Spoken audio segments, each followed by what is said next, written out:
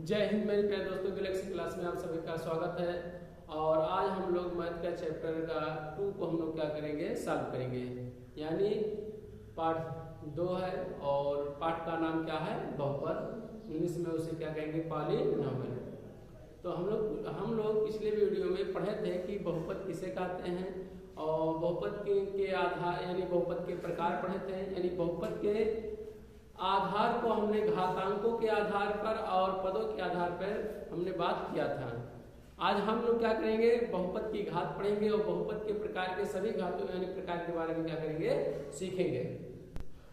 तो पहला है कि बहुपद क्या होता है। तो हमने बताया था कि ऐसा बीजीय व्यंजक जो a0 और कितना हो a0 plus a1 x⁴ plus a2 x⁴ plus a3 x⁴ plus dot के रूप को क्या कहते हैं, बहुपद कहते हैं। क्या कहते हैं, बहुपद कहते हैं।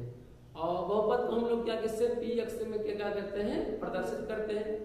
बहुपद को px से क्या करते हैं, प्रदर्शित करते हैं। अब हम लोग यानी जो हमारा बहुपद था वो कैसा था, px था। इसमें चर राशि x है तो क्या होगा, x में बहुपद। अगर y होता तो क्या होता, p y में बहुपद। इस तरह से px बराबर क्या होगा, a0 x⁴ plus a1 x⁴ plus a2 x⁴ कितना होगा 2 प्लस a3 x⁴ कितना होगा 3 plus dot dot an x⁴ कितना होगा n प्लस an प्लस 1 तो x⁴ कितना हो जाएगा n plus 1 plus dot dot तो 1। ऐसा बीजीय व्यंजक जो इस फॉर्म में होगा वो क्या होगा, बहुपद होगा। ये बीजीय व्यंजक है और बीजीय व्यंजक का ऐसा रूप क्या कहलाएगा, हम लोग जानते हैं के रूप को क्या कहते हैं, के रूप को क्या कहते हैं, रूप को क्या कहते हैं, बहुपद कहते हैं, बहुपद कहते हैं। जहां हम लोग जानते हैं कि ये 0 क्या है, ये 0 कामा a1 कामा a2 a3 dot dot so 1 कितना हो जाएगा an वास्तविक संख्याएं। कैसे है, वास्तविक संख्याएं हैं, वास्तविक संख्याएं तथा n एक ऋणात्मक क्या है, पूर्णांक है। n एक क्या है, ऋणात्मक क्या है, पूर्णांक है। ऋणात्मक पूर्णांक का मतलब है शून्य और तथा क्या हो, धनात्मक हो। शून्य तथा क्या हो, धनात्मक हो, जो ऋणात्मक ना हो। इसका मतलब ये है कि जो बहुपद का रूप पढ़ाया गया, ये 0 a1 a2 a3 कैसी संख्या है, वास्तविक संख्याएं हैं। ये 0 a1 a2 a3 को और क्या कहते हैं, हम लोग चर राशि का क्या कहते हैं, गुणांक कहते हैं। क्या कहते हैं, चर राशि का गुणांक। यहाँ पे x⁴ का गुणांक कितना है, ये 0 है। यहाँ x⁴ का गुणांक कितना है, a1 है। यहाँ x² का गुणांक कितना है, a2 है। यहाँ x⁴ का गुणांक कितना है, 3। जितनी संख्या का गुणा रहता है उसे हम लोग क्या कहते हैं, गुणांक कहते हैं। इतने चीजें पिछले वीडियो में हम लोगों ने क्या सीखा था। अब हम लोग पढ़ेंगे बहुपद की घात। क्या पढ़ेंगे, बहुपद की घात। बहुपद की घात, बहुपद की घात किसे कहते हैं, किसी बहुपद में चर राशि की अधिकतम घात को बहुपद की क्या कहते हैं, घात कहते हैं। किसी बहुपद की चर राशि के अधिकतम घात को बहुपद की घात कहते हैं। तो लिख सकते हैं किसी बहुपद में, क्या लिखेंगे, किसी बहुपद में चर राशि की अधिकतम घात, चाहे उच्चतम कहा जाए और चाहे अधिकतम कहा जाए, दोनों सेम होगा। तो अधिकतम घात को बहुपद की क्या कहते हैं, घात कहते हैं। बहुपद की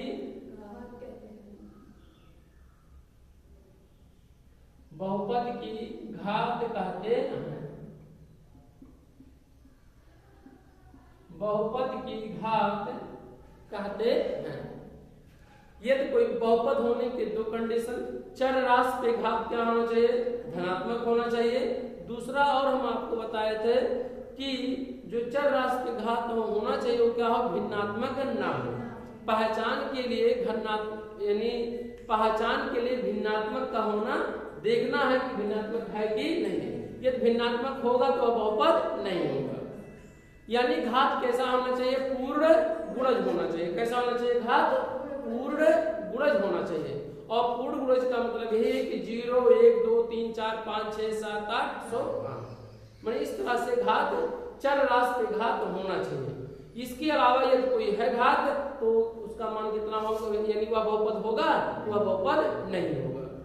जैसे हम आपको बताए, जैसे मान 3x² ऋण 4x धन 5, तो आप देख सकते हैं कि यह बहुपद है कि नहीं। चर राशि पे घात देखिए, यहाँ पे चर राशि x पे घात कितना है, 0 है, और यहाँ पे x पे घात कितना 1 है, यहाँ x पे घात कितना है, 2 है, जो कि धन 2 है। तो आप देख सकते हैं कि कैसा ये बहुपद है, तो बहुपद है आपके सामने। क्यों बहुपद है, क्योंकि आप देखिए x पे पावर यहाँ पे कितना नहीं है तो क्या माना जाएगा, 0, और किसी भी संख्या पे घात 0 रहता तो उसकी वैल्यू 1 के क्या हो जाती है, बराबर हो जाती है। तो यहाँ पर x पे घात 1, यहाँ पे x पे घात 2, तो घात धनात्मक भी है और ऋणात्मक भी नहीं है, अर्थात घात क्या होना चाहिए, पूर्ण गुणज होना चाहिए। तो अर्थात ये क्या है, बहुपद है।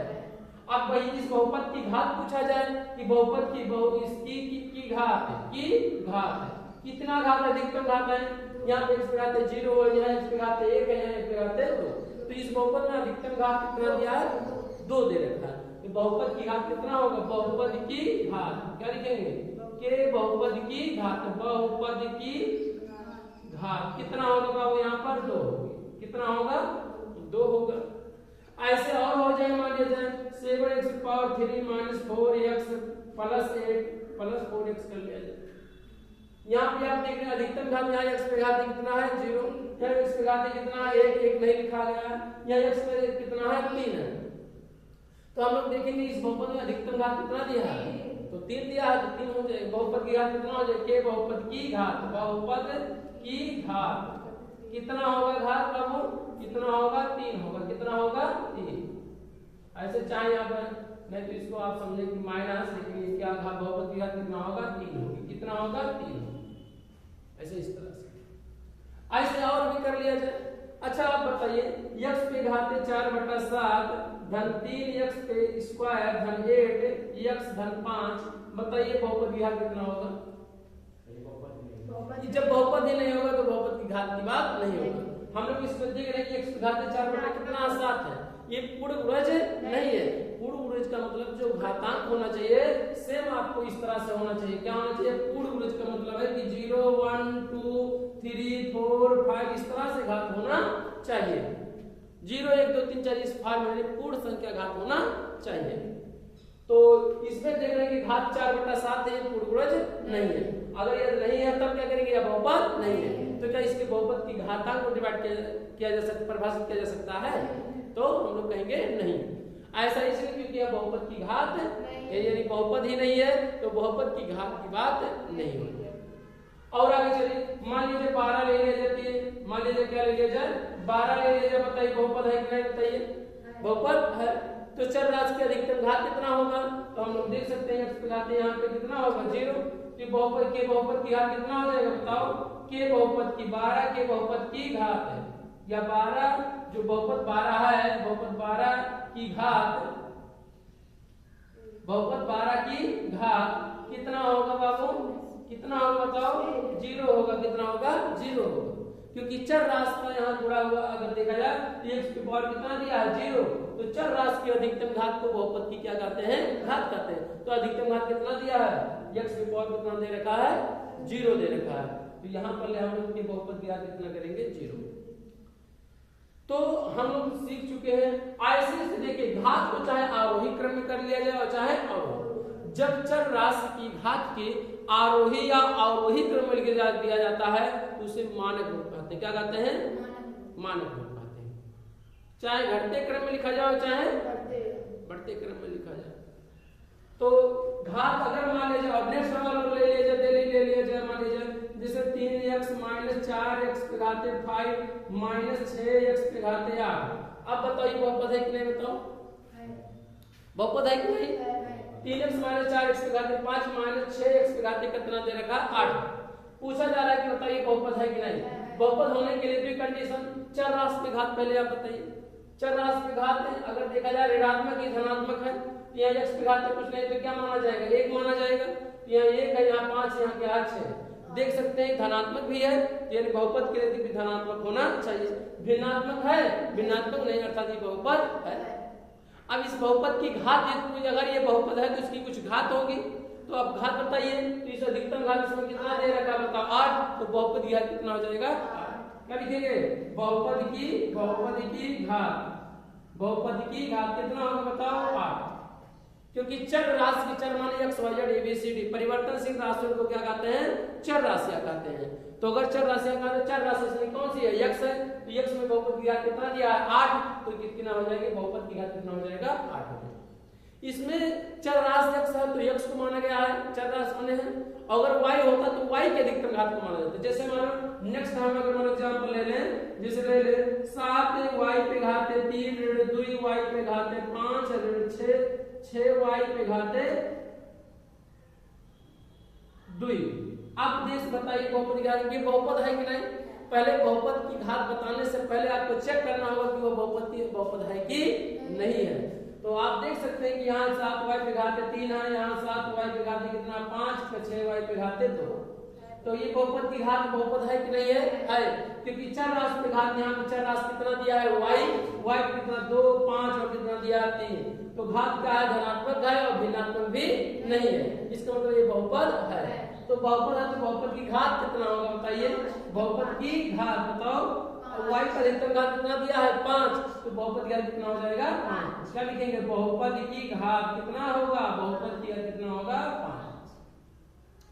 ऐसे और कर लिया जाए, और एग्जांपल के ऋण 3 ले लिया जाए, करड़ी में 3x² ऋण 7/5 x पे घात 6 ऋण 3x ऋण 4।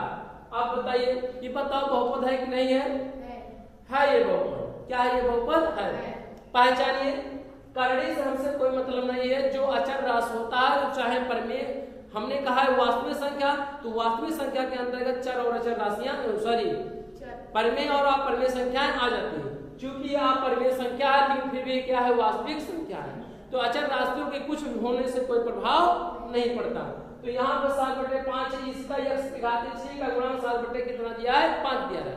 इसका मतलब है कि गुणांक कुछ भी हो सकता है, बताइए पर ये वास्तविक 7/6 वास्तविक संख्या है कि नहीं है? क्योंकि परमेय संख्या है, तो परमेय संख्या आल्सो यानी पहले से क्या हो जाती है? वास्तविक संख्या हो जाती है। तो यहाँ पर करड़ी में 3 7/5 -3 से हमसे कोई मतलब नहीं है, क्योंकि वास्तविक संख्या होना चाहिए, तो वास्तविक संख्याएं हैं। हमें चर राशि की घात पे देखना है कि घात बताइए धनात्मक है कि नहीं, ऋणात्मक तो नहीं है। बहुपद की पहचान का ये क्या है? तरीका है। तो x पे घात देख रहे हैं 2, यहाँ x पे घात 6, यहाँ x पे घात 1, यहाँ x पे घात कितना दिया है 0, यहाँ x पे घात 0 दिखाई नहीं पड़ा, आप लिख सकते हैं, छुपा हुआ है यहाँ पर। तो यहाँ पर देख रहे हैं कि यहाँ चर देख रहे हैं कि चर राशि जो x है उस पे घात क्या है? धनात्मक है और भिन्नात्मक भी नहीं है, इसका मतलब ये बहुपद है। अब इस बहुपद की अधिकतम घात क्या होगा? तो यहाँ पे देख सकते हैं 2 है, 6 है, 1 है, क्या 0, कितना है 6, तो इस बहुपद की घात कितना हो जाएगा 6। बहुपद की घात कितना हो जाएगा? बहुपद की घात कितना हो जाएगा 6। ये हमारा क्या हो जाएगा? ये आंसर हो जाएगा। तो ऐसे वास्तविक संख्याओं के यानी इस गुणांक से हमें कोई मतलब नहीं है। यहाँ पर गुणांकों की बात तुलना कर लिया जाए, यहाँ पे x पे घात 5 का गुणांक कितना दिया? -4 दिया। यहाँ x पे 8 पे घात 8 का गुणांक कितना दिया है? -6। चर राशि में कि जितनी संख्या का गुणा हुआ रहता है उसे हम लोग बहुपद का क्या कहते हैं? गुणांक कहते हैं। क्या कहेंगे? बहुपद की गुणांक। अब बहुपद की गुणांक के बाद हम लोग सीखेंगे कि बहुपद का प्रकार के बारे में हम लोग सीखेंगे।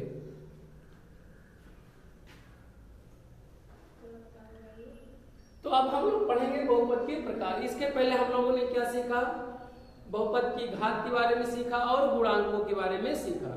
तो गुणांक किसे कहते हैं? तो हम लोग जानते हैं कि चर राशि में जितनी संख्या का या जितने अंक का गुणा रहता है उसे हम लोग क्या कहते हैं? चर राशि का क्या कहते हैं? गुणांक कहते हैं। एक एग्जांपल के तौर पे हम लोग लिख सकते हैं कि जैसे मान लिया जाए 3x² -4x 8। यहाँ देख, जब भी कहेंगे गुणांकों की बात करेंगे तो हम लोग क्या करेंगे? चिन्हों के साथ करेंगे। प्लस रहेगा तो प्लस कहेंगे, माइनस रहेंगे तो माइनस। वास्तविक रूप से अगर देखा जाए वास्तव में, तो जब प्लस रहता है तो प्लस का नाम हम लोग नहीं लेते, जैसे यहाँ पर x पे घात 2 है तो इसमें कितने का गुणा हुआ है, तो 3 का गुणा हुआ है, तो यहाँ +3 का गुणा हुआ है, तो आप चाहें आप +3 भी कर सकते हैं। x स्क्वायर का गुणांक कितना होगा, +3 होगा, या आप 3 भी कह सकते हैं। यहाँ पर x का गुणांक कितना है, -4, तो माइनस कितना दिया है, 4, तो यहाँ क्या कहेंगे -4। अचर पद कितना दिया है, -8 है, तो -8 चिन्ह प्लस यदि होता तो प्लस आप कहते या ना कहते तो इससे कोई मतलब नहीं आता, प्लस आप कहेंगे तो, लेकिन वो अगर देखा जाए तो चिन्हों के साथ ही गुणांकों को क्या करेंगे हम लोग बताएंगे या कहेंगे, ठीक है। अब बहुपद के प्रकार, अब बहुपद के अगर देखा जाए बहुपद का प्रकार, तो ये भिन्न भिन्न स्थितियों पर क्या करता है, निर्भर करता है।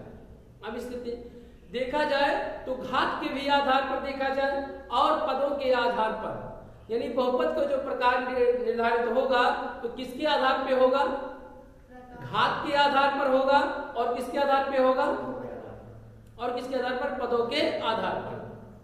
तो हम लोग पहले क्या करें, पदों के आधार पर, किस पे, पदों के आधार पर, पदों के आधार पर, पदों के आधार पर। तो पदों के आधार पे अगर देखा जाए तो पहले शून्य पदीय क्या होता है, शून्य पदीय बहुपद, शून्य पदीय बहुपद, बहुपद यहां से लिखें। नंबर 1 शून्य पदीय बहुपद,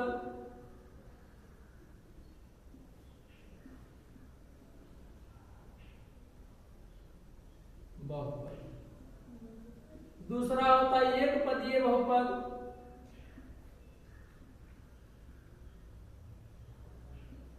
दूसरा होता है दो पदीय या द्विपदीय, इसे करेंगे द्विपदीय,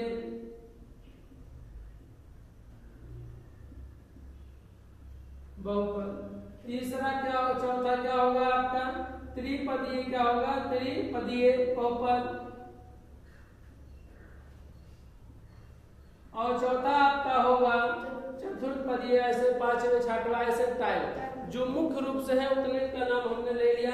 आप चतुर्थ पदीय बहुपद हो जाएगा, पंचपदीय क्या हो जाएगा, बहुपद हो जाएगा। तो हम लोग पहला नंबर आप लोग एक एक के बारे में क्या करें, एक एक एग्जाम, दो एग्जाम क्या करते हैं, सीख ले। शून्य ऐसा बहुपद जिसमें क्या हो, एक भी पद ना हो, ऐसा बहुपद जिसमें एक भी पद ना हो, अर्थात ऐसा बहुपद जिसमें शून्य पद हो, शून्य माने कुछ ना पद हो, तो उसे हम लोग क्या कहेंगे, शून्य पद। जैसे मान लिया जाए एग्जाम्पल के तौर पे देखा जाए, एग्जाम्पल के तौर पे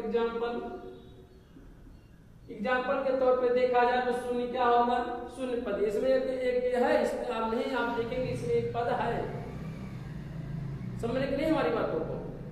0 × x कर ले या x के घात 2 कर ले, कुछ कर ले, तो ये क्या होगा, शून्य पद, जिसमें एक भी पद ना हो। तो 0 अगर 0 कहेंगे तब 0 यदि कहा दिया जाए तब क्या होगा, देखिए तो क्या होगा, हमने कहा कि ऐसा बहुपद जिसके सभी पद क्या हो, शून्य हो, उसे हम लोग क्या कहेंगे, शून्य पदीय बहुपद कहेंगे। इसमें कहेंगे कि कितने कितने पद होंगे, तो इसमें केवल मात्र क्या होगा, एक पद होगा। कितने पद होंगे, मात्र केवल एक पद होगा। तो अगर एक पद होगा तो उसे कहेंगे शून्य पदीय बहुपद, जिसका मान कितना, ऐसा बहुपद जिसका मान क्या हो, शून्य, या ऐसा बहुपद जिसमें केवल शून्य पद हो तो उसे हम लोग क्या कहेंगे, शून्य पदीय क्या कहेंगे, बहुपद कहेंगे। इसमें पदों की संख्या कितना होगा, 1 होगा। दूसरा होगा, अगर देखा जाए तो शून्य पदीय के बाद हम लोग पढ़ेंगे, शून्य के बाद हम लोग सीखेंगे कि एक पदीय के बाद अचर पदीय बहुपद, क्या कहेंगे, आचर, अचर, इसमें 2 कर लिया जाए, इसे क्या कर लिया जाए, 3, इसे 4, इसे क्या कर लिया जाए, 5, इसे क्या कर लिया जाए, 6। अचर पदीय, अचर बहुपद क्या पढ़ेंगे, अचर बहु। एग्जाम्पल के तौर पे क्या सीखेंगे, अचर पद, अचर बहुपद। ऐसा बहुपद जिसका संख्यात्मक मान को हम लोग क्या कहेंगे, अचर बहुपद कहते हैं।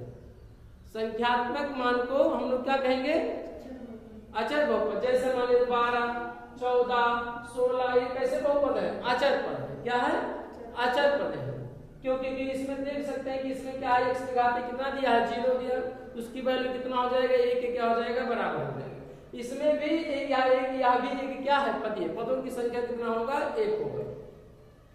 कितना होगा? पदों की संख्या कितना होगा? एक होगा। देखिए अगर ये देखा जाए तो ये पदीय का एक पद यानी जितने भी पद हैं पदों के आधार पर बात किया जा रहा है। तीसरा है एक पदीय बहुपद, तो जिसमें केवल ऐसा बहुपद जिसमें केवल एक बहुपद हो या एक पद हो तो उसे क्या कहेंगे? एक पदीय बहुपद कहते हैं। दूसरा द्विपदीय बहुपद, जिसमें दो ऐसा बहुपद जिसमें क्या हो? दो पद हो, उसे क्या कहेंगे? दो पदीय बहुपद कहेंगे। त्रिघातीय बहुपद त्रिपदीय बहुपद, ऐसा बहुपद जिसमें कितने पद हो? तीन पद हो, उसे हम लोग क्या कहेंगे? त्रिपदीय। तो एग्जाम्पल के तौर पर एक पदीय बहुपद को भी हम लोग सीख सकते हैं और द्विपदीय और त्रिपदीय बहुपद को भी हम लोग क्या करेंगे? एग्जाम्पल के रूप में लिख सकते हैं। एक पदीय बहुपद मान इस प्रकार के कितना दिया? 5। बताओ इसमें कितने पद हैं? बताओ। एक पद है तो ये क्या होगा? एक पदीय क्या होगा? बहुपद होगा। कितना होगा? एक पदीय बहुपद होगा। अगला करिए, मानिए x पे घाते 8 हो जाता, कितने पदीय होगा? तब भी क्या होगा? क्या होगा बताओ? एक पदीय बहुपद होगा। कितना होगा? एक पदीय। द्विपदीय में मानो 3 हजार कितना आ जाए? 5, तो कौन सा पदीय होगा? द्विपदीय क्या होगा? बहुपद होगा। क्या होगा? एक पदीय हो गया, एक पदीय हो गया, तो कितना हो गया? दो पदीय हो गया। त्रिपदीय बहुपद जिसमें तीन पद हो, 3x स्क्वायर 4 कितना हो जाएगा? 5, तो इसमें एक पद, दो पद और कितना हो गया? तीन पद हो गया। तो इसमें या कौन सा बहुपद का रूप हो जाएगा? त्रिपदीय क्या हो जाएगा? बहुपद होगा। क्या होगा? त्रिपदीय बहुपद होगा। तो यहाँ और भी ऐसे कर सकते हैं, 4x घाते 3 धन 6 1 धन 8, कितने पदीय बहुपद है बताओ? तो एक तो 2 कितना होगा? 3 पदीय। इसी में x स्क्वायर 8 x 9 कर दिया जाए तब कितने पदीय हो जाएगा? ये एक पदीय, द्विपदीय, त्रिपदीय और 4। तो यह बहुपद के कितने पदीय है? 4 पदीय बहुपद है। ऐसे 5 हो जाएगा तो क्या होगा? 5 पदीय बहुपद, और 6 होगा तो क्या होगा? 6 पदीय क्या होगा? बहुपद होगा। अब हम लोग ये जो पढ़े पदों के क्या पढ़े? आधार पर पढ़े। क्या पढ़े? पदों के आधार पर। त्रिपदीय में तो 1 तो 2 और 3 तो 3 पदीय हो गया। ऐसे 4 पद होगा तो क्या होगा? 4 पदीय बहुपद हो जाएगा। 5 होगा तो 5 हो जाएगा। आपको इस बात का जरूरी ज्ञान होना चाहिए कि इसमें 2-3 शून्य पदीय बहुपद, अचर पदीय बहुपद और एक पदीय बहुपद में बहुत ध्यान पूर्वक आपको सीखना होगा। इस बात को हमेशा याद रखिएगा। इसमें क्या है? इसमें केवल एक पद होना चाहिए। इसमें जो बहुपद होना चाहिए, पदों की संख्या तो एक रहे, लेकिन वो कैसा होना चाहिए? अचर पद होना चाहिए। कैसा होना चाहिए? अचर पद होना चाहिए। अचर पद का मतलब संख्यात्मक केवल क्या होना चाहिए? मान होना चाहिए। इसमें आप देख सकते हैं x पे घाते, देखिए x पे घाते 5 और मान लीजिए 18 ले लें, इसमें भी एक पद है, इसमें भी एक पद, ये भी बहुपद, एक पद ये भी। लेकिन अगर देखिए क्या है? एक पद ये तो है, लेकिन ये अचर बहुपद है। क्या है? अचर बहुपद। एक पद हो लेकिन क्या हो? केवल मात्र क्या हो? संख्यात्मक क्या हो? मान। तो उसे हम लोग क्या कहेंगे? अचर पदीय बहुपद कहेंगे। तो देखिए अचर है कि नहीं? तो ये हमारा क्या होगा? अचर पदीय हो जाएगा। इसमें भी पदों की संख्या कितना है? एक है। पदों की संख्या कितना? एक है, लेकिन इसमें चर राशि है, तो चर राशि इस प्रकार से कितना दिया है? 5 दिया है। बात समझ आया कि नहीं? तो पदों के आधार पर तो ये क्या हमारा हो जाएगा? एक पदीय, और ये भी क्या होगा? एक पदीय। परंतु इसे हम लोग क्या कहेंगे? अचर पद कहेंगे। क्या कहेंगे? अचर पद कहेंगे, यानी अचर पदीय बहुपद कहेंगे। क्या कहेंगे? या हिंदी में और उसे शॉर्ट में अचर बहुपद कहेंगे। क्या कहेंगे? 19, 20, 25, 26 सब क्या है? अचर बहुपद है। शून्य बहुपद में भी पदों की संख्या कितना होगा? एक होगा, परंतु उसमें सबका मान कितना होगा? शून्य होगा। क्या होगा? शून्य होगा। तो इसमें भी पदों की संख्या एक, इसमें भी पदों की संख्या एक, इसमें भी पदों की संख्या एक। अब उसमें और प्लस जोड़ देंगे, जब टोटल जब ऐसा बहुपद जिसका मान क्या हो? सभी गुणांक क्या हो? 0 हो, ये भी कर सकते हैं। तो कैसा होगा? शून्य पदीय क्या होगा? बहुपद होगा। या ऐसा बहुपद जिसके सभी पद क्या हो? शून्य हो, उसे क्या कहेंगे? शून्य पदीय बहुपद कहेंगे। इसमें पदों की संख्या कितना हो जाएगा? 1 हो जाएगा। और इसमें भी अचर पद में बहुपद की संख्या कितना होगा? 1 तो होगा, लेकिन क्या होना चाहिए? संख्यात्मक मान होना चाहिए। और एक पदीय बहुपद कितना हो जाएगा? x पे घाते कितना है? 5, x पे घाते 8, तो क्या है? एक पदीय बहुपद है। तो ये किसके आधार पर रहा? ये पदों का प्रकार, पदों के आधार पर रहा बहुपद का प्रकार। अब हम लोग सीखेंगे क्या?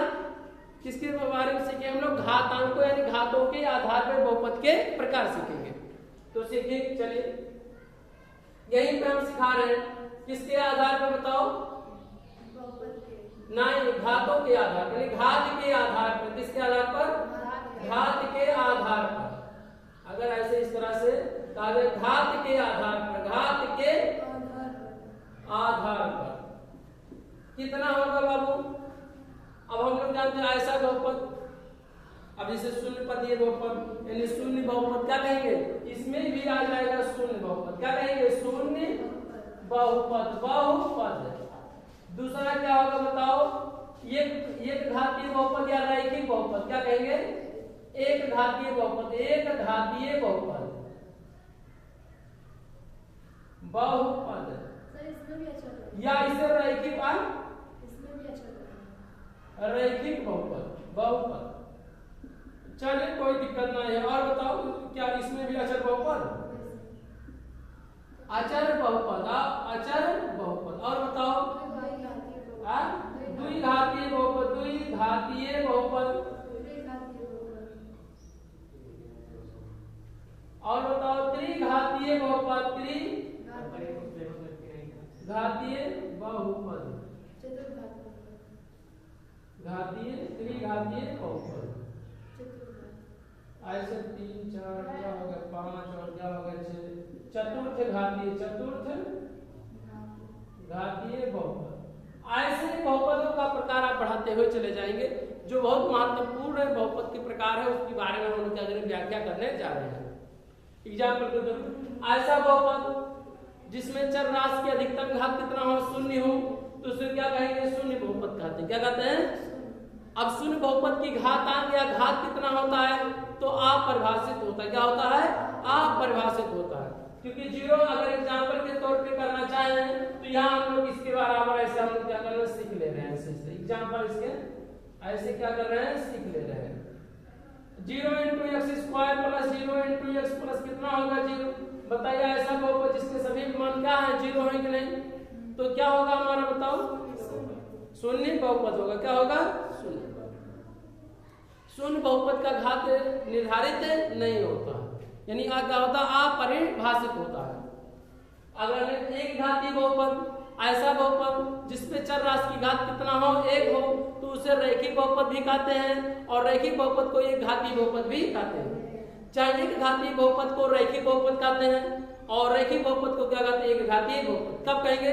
जब चर राशि यानी बहुपद की घात कितना होगा? 1 होगा। जैसे मान लीजिए 3x प्लस क्या कर दिया जाए 5, इसमें चर राशि में घात अधिकतम कितना दिया है? 1 है, तो इसे हम क्या कहेंगे? एक घातीय बहुपद या एक घातीय बहुपद का एक दूसरा नाम क्या कहेंगे? रैखिक बहुपद कहेंगे। क्या कहेंगे? रैखिक बहुपद होना चाहिए। यहाँ पे होना चाहिए कि जो फॉर्म होना चाहिए ax प्लस b के फॉर्म में होना चाहिए। जो ऐसा बहुपद जो ax प्लस b के फॉर्म में हो और b does not equal to क्या होना चाहिए? 0 होना चाहिए। a does not equal to 0 मतलब क्या है? मैंने x पे घाते एक जो है इसका गुणांक कभी भी 0 नहीं हो सकता है। अगर इसका गुणांक 0 हो जाएगा टोटल कितना हो जाएगा? 0 हो जाएगा, तो वह रैखिक बहुपद नहीं होगा। रैखिक बहुपद के लिए कंडीशन है कि जो चर राशि का अधिकतम घात 1 है इसका गुणांक कभी भी 0 नहीं हो सकता है। तो ये कौन सा होगा? रैखिक बहुपद। जैसे एग्जांपल के रूप में ले लिया 3 4x प्लस क्या कर लिया जाए 5, 3x से -4 कर दिया जाए, तो ये क्या है? रैखिक बहुपद है। क्या है? और रैखिक बहुपद को ही हम लोग क्या कहते हैं? एक पदीय बहुपद या एक पदीय बहुपद को रैखिक बहुपद कहते हैं। तो हम लोग देख सकते हैं कि ये की पावर कितना है? यहाँ पर 1 है, या x घात 1 है, यहाँ पे x घात का है 1 है, तो इसे हम लोग क्या कहेंगे? रैखिक बहुपद कहते हैं। क्या कहते हैं? रैखिक बहुपद कहते हैं। अचर बहुपद क्या कहेंगे? अचर बहुपद ऐसा बहुपद जिसमें चर राशि की अधिकतम घात कितना हो? 0 हो, तो उसे हम लोग क्या कहेंगे? बहुपद की अचर बहुपद कहेंगे। क्या कहेंगे? बहुपद अचर बहुपद कहेंगे। जैसे 12 ले लिया जाए, बताओ x पे घात कितना दिया है? 0, तो इसमें चर राशि की अधिकतम घात कितना दिया है? 0 हो, तो ऐसा बहुपद इसमें बहुपद की घात कितना हो? 0 हो, तो उसे बहुपद की क्या उसे हम क्या कहेंगे? अचर बहुपद कहते हैं। 12 के x पे घात 0 है, तो इसमें अधिकतम घात कितना है? 0, तो ये कौन सा बहुपद होगा? अचर बहुपद होगा। क्या होगा? 32 ले लिया जाए तो क्या होगा? अचर बहुपद होगा। किसके आधार पर? घातों के आधार पर। अभी अचर पद हम लोग वहां पे पढ़े थे, तो अचर बहुपद वहां पे कुछ दूसरे के आधार पर पढ़े और यहाँ पर दूसरे। यहाँ घात के आधार पर पढ़े, यहाँ पर क्या पढ़े? घात के आधार पर पढ़े। द्विघाती बहुपद ऐसा बहुपद जिसमें अधिकतम घात कितना हो, बहुपद घात कितना हो, 2 हो, तो उसे क्या कहेंगे? द्विघातीय बहुपद। जैसे क्या कहेंगे? 3x² - 4 कितना हो जाए 5। तो इसमें बहुपद घात कितना दिया? अधिकतम घात 2 दे रखा है, तो इसमें हम लोग कहेंगे इसे द्विघातीय बहुपद कहेंगे। जब बहुपद की घात 2 होता है तो उसे द्विघातीय बहुपद कहते हैं। त्रिघातीय बहुपद जब बहुपद की घात कितना हो, 3, अधिकतम घात कितना हो, 3 हो, तो उसे हम लोग क्या कहेंगे? त्रिघातीय बहुपद। जैसे एग्जांपल में 7x की घात 3 - 4x, तो हम लोग देख सकते हैं कितने पद है इसमें? 2 पद है, एक और 2 पद है। कितने पद है? 2 पद। तो ये पदों के आधार पर नहीं बताना है, घातों के आधार पर बताना है। तो अधिकतम घात कितना दिया? 3, तो कितने का हो जाएगा? 3 घातीय बहुपद या त्रिघातीय बहुपद। अच्छा, यहाँ पर मान लिया जाए 12x की घात कितना 8। अब बताओ कितने घातीय बहुपद है? बताओ। अगर पदों के आधार पर देखा जाए तो एक घातीय क्या है? बहुपद है। कितना है? एक घातीय कितना है? बहुपद है, सॉरी एक पदीय बहुपद है। क्या है? पदों के आधार पर देखा जाए तो एक पदीय क्या है? ये बहुपद है। लेकिन हम पढ़ रहे हैं किसके? घात के आधार पर। तो घात के आधार पर कितने पर अधिकतम घात कितना दिया है? 8 दे रखा है, तो बहुपद घात कितना होगा? 8 होगा। यानी कौन सा घातीय? घात के आधार पर कितना होगा? तो 8 घातीय क्या है? ये बहुपद है। अगर 3 है तो 3, 4 है तो 4। जैसे मान लिया जाए 3x पे मान लिया जाए 4x की घात कितना है? 3 है, तो पदों के आधार पर देखा जाए तो एक पदीय बहुपद है। लेकिन घातों के आधार पर देखा जाए तो क्या होगा? त्रिघातीय क्या है? बहुपद है, क्योंकि बहुपद की घात अधिकतम घात कितना दे रखा है? 3 दिया है। तो बहुपद की अधिकतम घात कितना दिया? 3, तो इसे क्या कहेंगे? त्रिघातीय बहुपद। अगर ऐसे 12x की घात कितना दे दे? 4 दे दे। 12x की घात 4, तो 12x की घात 4 में अगर पदों के आधार पर देखा जाए तो क्या एक पदीय बहुपद है। और अगर ये घातों के आधार पर देखा जाए तो कितना होगा? ये चतुर्थ घातीय क्या है? बहुपद, क्योंकि बहुपद का घात कितना दे रखा है? 4। ये रहा घातों का क्या कर रहा प्रकार है। इस बात को हमेशा से याद रखेंगे। शून्य बहुपद की घात क्या होती है? अपरिभाषित होती है। अचर पद की बहुपद की घात कितना होता है? 0 होता है। इसे बहुत ही महत्वपूर्ण क्या है? बहुपद की ज्ञान। जब चर राशि में अधिकतम घात 1 होता है तो उसे एक पदीय बहुपद कहते, एक घातीय बहुपद कहते हैं। और एक घातीय बहुपद को क्या कहते हैं? रैखिक बहुपद कहते हैं। जब घात कितना हो? 2 होता है। ऐसा बहुपद जिसमें बहुपद की घात कितना हो? 2 हो, तो उसे क्या कहते हैं? द्विघातीय बहुपद कहते हैं। तो हम लोग क्या अब सीखेंगे? अब 2.1 को क्या करेंगे? सॉल्व करेंगे।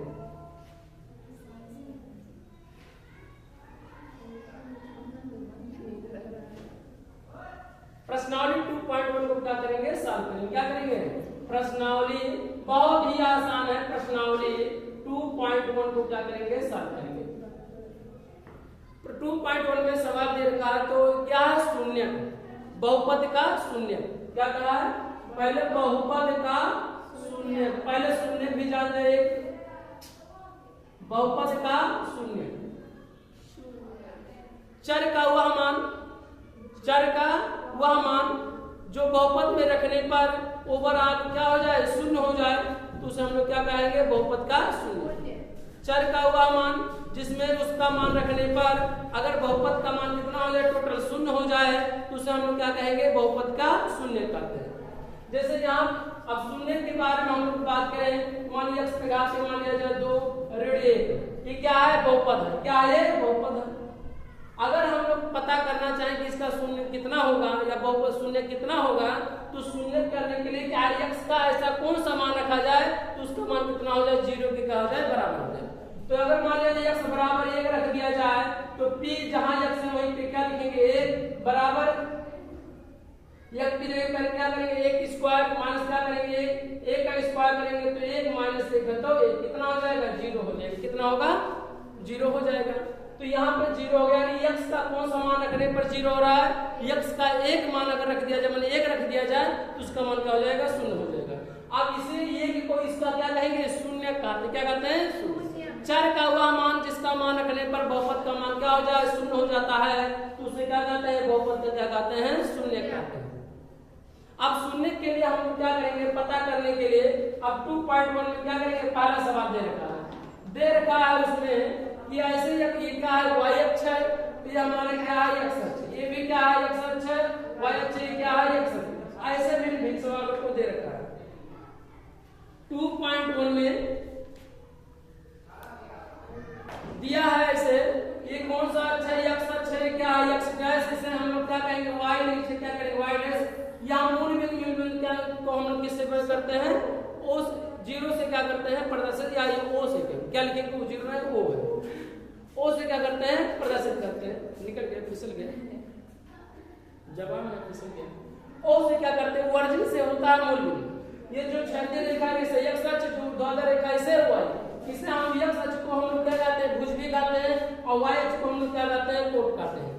अगर शून्य पता करना हो, अगर मान लो कोई एक रेखा है, अब ये रेखा जो है काट रहा है वाई अक्ष को, तो अगर पूछा जाए बताइए कि यह इसके कितने शून्य प्राप्त होंगे, तो शून्य प्राप्त करने के लिए हम लोग ये बताएंगे एक्स अक्ष को, किसको, एक्स अक्ष को जो बहुपद दिया रहेगा वो px में दिया रहेगा, किसमें दिया रहे, जो बहुपद होना चाहिए px में। अगर y में दिया रहेगा तब y की बात करेंगे, x में रहेगा तो x की बहुपद की बात करेंगे। अगर बहुपद x में चल रहा है, x में बहुपद है, तो हम देखेंगे कि x अक्ष को जितने बिंदुओं पर काटेगा या टच करेगा उसे हम लोग क्या कहेंगे, बहुपद का शून्य कहते हैं। बहुपद का शून्य बताने के लिए ग्राफ में तो हम लोग देखेंगे कि जो रेखा है, कर्व है या ग्राफ है, जो ग्राफ है x अक्ष को या x अक्ष पर कितने बिंदुओं पर क्या कर रहा है, वो काट रहा है या उसको टच कर रहा है, वही उसका क्या होगा, शून्यकों की क्या होगी संख्या होगा। जैसे यहाँ पे x अक्ष पे कहीं काट रहा है, ये रेखा कहीं काट रहा है, नहीं काट रहा, तो इसमें शून्यकों की संख्या कितना होगा, शून्य हो जाएगा। दूसरे में और दे रखा है, ऐसे दूसरे एग्जाम्पल के उत्तर में दिया 3.1 में, ऐसे इस तरह से काटा हुआ, ऐसे इस तरह से जो ये ग्राफ है, आप x अक्ष को कितने बिंदुओं पर ये काट रहा है, एक बिंदु पे क्या कर रहा है, लेकिन y अक्ष पे y से हमसे कोई मतलब नहीं, x अक्ष पर कितने बिंदुओं पे काट रहा है या टच कर रहा है, उसे हम लोग क्या कहेंगे, शून्य कहते हैं। तो कितने बिंदुओं पे x अक्ष को काट रहा है, ये x है, ये भी x डैश है, ये y है, क्या है y डैश है। तो कितने बिंदुओं पर बताओ, एक बिंदु, तो इसके कितने शून्य होंगे, इसके एक शून्य होंगे, कितने होंगे। और ऐसे कर लिया जाए, मान लिया जाए ऐसे रहे, ऐसे रहे। तीसरा सवाल और कौन सा है, ऐसे इस तरह से काटा हुआ, ऐसे ये x है, ये x डैश है, ये y है, y डैश है। मूल बिंदु को किससे बात करेंगे, o से, क्या करेंगे, o से। ऐसे दे रखा, ऐसे इस तरह से ऐसे होकर दिया कि नहीं ऐसे। अब देखिए x y अक्ष पे कितने बिंदुओं पे काट रहा, हमसे इससे मतलब नहीं है। x अक्ष पर कितने बिंदुओं पर काट रहा है या टच कर रहा है, वही हमारा क्या होगा, शून्यकों की क्या होगी संख्या होगी। तो यहाँ पर देख रहे हैं एक जगह काट रहा है, यहाँ पर 2 हो गया, यहाँ पर कितना हो गया, 3 हो गया। तो कितने शून्य प्राप्त हुए, 3। यानी इस ग्राफ के यानी चर राशि का जो शून्य प्राप्त होगा तो क्या होगा, 3 शून्य क्या होंगे प्राप्त होंगे। चौथा और देखेंगे, अगला दिया है ऐसे इस तरह से, हम इसको खो दे रहे हैं ना, ये क्या है y अक्ष है, ये क्या है x अक्ष है, ऐसे इस तरह से 2 बिंदुओं पे क्या कर दिया, काट दिया, ऐसे ग्राफ बना। पूछा इसमें बताइए शून्यकों की संख्या कितना होगा। तो देखिए y अक्ष पे एक यहाँ काट रहा है, एक यहाँ काट रहा है, तो 2 बिंदुओं पे काट रहा है, अर्थात इसके कितने शून्य होंगे, 2 शून्य क्या होंगे प्राप्त होंगे। कितने शून्य, 2 शून्य। नेक्स्ट एग्जांपल देखिए, नेक्स्ट एग्जांपल होगा 5वां प्रश्न इसका होगा, इसका ग्राफ कीजिए 5वां सवाल कितना होगा, 5।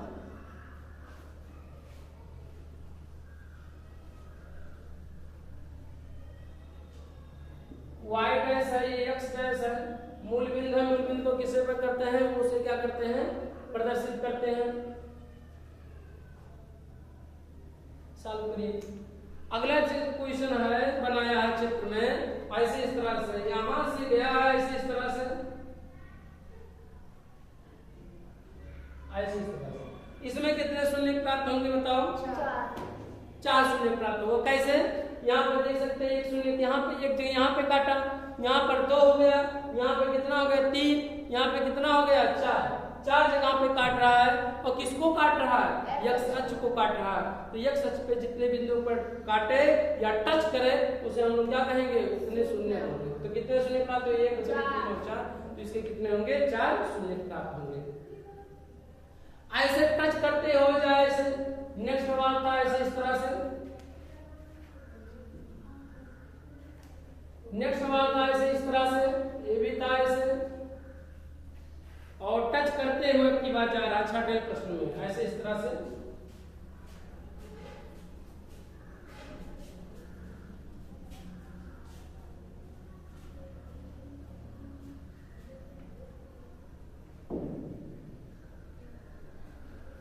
ऐसे इस तरह से बना हुआ है। तो कितने बिंदुओं पे टच कर रहा है या काट रहा है, देखिए यहाँ पे टच कर रहा है, यहाँ पे भी टच कर रहा है, टच माने छूना होता है यक्ष अक्ष को। तो यहाँ पे तो काट रहा है एक, यहाँ छू रहा है यहाँ पे भी, तो एक दो कितने होंगे, तीन, इसके कितने शून्य प्राप्त होंगे। अगला नेक्स्ट सवाल ऐसे और दे रखा है टू, दूसरा सवाल का पहला सवाल इसमें चित्र बना है, इसके कितने शून्य प्राप्त होंगे, तीन शून्य क्या होंगे, प्राप्त होंगे। नेक्स्ट सवाल दे रखा है ऐसे काटा है, ऐसे रखा है, एक्स अक्ष है, एक्स डैश है और ये वाई है और क्या है, वाई डैश है, ये मूल बिंदु है कितना दिया है, 0। अब प्रश्न में ऐसे कहा ऐसे बना दिया है, तो एक्स अक्ष पे कितने बिंदुओं पे काट रहा है, एक भी जगह काट नहीं रहा है। अगर एक अक्ष पे कहीं नहीं काट रहा है तो इसके कितने शून्य प्राप्त होंगे, तो शून्य क्या होंगे, शून्य क्या होंगे, प्राप्त होंगे। मतलब एक भी पद यानी यहाँ इसका जो शून्य होगा तो कितने शून्य होंगे, तो शून्य होगा, शून्य माने कुछ नहीं होंगे, इसके शून्य प्राप्त नहीं होंगे। ऐसे नेक्स्ट दिया है, इसी बात को चेक करके दिया, इसका पहला है तो इसका एक दूसरा सवाल दिया है, नीचे ऐसे कर दिया गया है। तो एक्स अक्ष को कितने बिंदु पर टच कर रहा है, एक भी जगह नहीं कर रहा है, तो इसके कितने शून्य प्राप्त होंगे, शून्य होंगे, प्राप्त होंगे। अब हम लोग सीखेंगे 12.2 को क्या करेंगे, नेक्स्ट वीडियो में हम लोग क्या करेंगे, सीखेंगे। हमें उम्मीद है कि आप बेहतर सीखे होंगे। जय हिंद, जय भारत।